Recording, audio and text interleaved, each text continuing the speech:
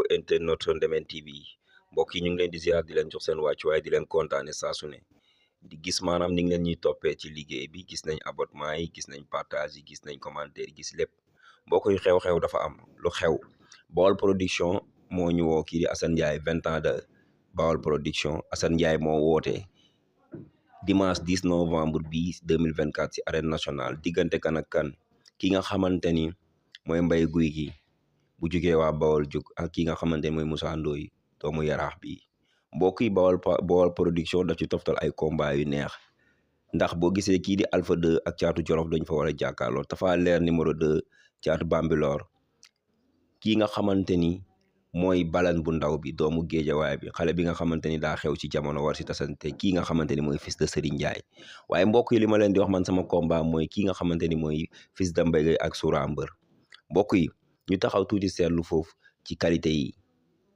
qualité kii nga xamante ni mooy Mbaye Gouy Gui ak ay faiblesse am qualité kii si Moussa Ndoye ak ay faiblesse am mbokk yi bu ñu taxawee Mbaye Gouy Gui dernier sorteem gis ngeen état de forme bi mu andi doole ju wóor si diggantem ak Marley mais Mbaye Gouy Gui doole la imposer Marley pour daan ko parce que mënoon na ko daan ci yeneen manière mais doole bi la imposer di yenu di def lu ba yàlla def mu daan ko ndax doole bi mu ko ëpp sàcc ko doole mais Mbaye Gouy Gui yaa ngi bëre ku doy waar yaa ngi bëre ku mën a bëre ku mandi bëre ku mën a xeex ku ñeme muy Moussa Ndoye jiitu la ci làmb ëpp la expérience ci làmb waaye nag làmb reenu ñaam la kenn xamul fu muy dambe mais nag buñ ne favori mënta ñàkk chaque sport de combat wala sport boo gis rek am na favori bii nag dañuy jàpp ne Moussa Ndoye mooy favori dañuy waxtaan rek waaye nag cela ne veut pas dire que Moussa Ndoye mooy daan Moussa Ndoye mooy mu ngi jàkkaarloo xale boo xamante ni xale bu bëgg li muy def xale bi nekk ci yoon am kattan respecté ay entraînement wam mu doon combat bu neex Baol Production Assane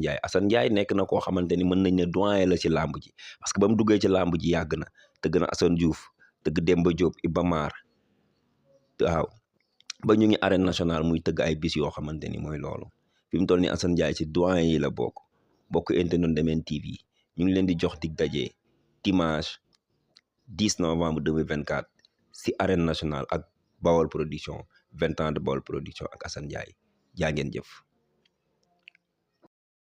waa ni nii. Tinde laa indi woon moo daan. waaw. dëgg la mais foo toll. waaw man pare naa waxatuñu tool. waaw pare naa. waxuñu ay maa ngi waajal. non pare naa. léegi noppi nga. waaw pare naa. dëgg la jàpp daan rek. bu jeexee jeex na. mais champion nga am de Soura. waaw champion la moom. waaw ndax man du ma bëree ku dul champion. dëgg la waaw moom champion la nangul naa ko. waaw mais dafay fekk ndaanaan. dëgg la non yow moom jinne nga. non su ma ko jàppee nag si lañ koy gën a xam. lu fi amoon jeex na. waaw. dëgg la mais naa la seet si yow. incha allah naa la fan yii rek naa la seet si. incha allah jaajëf.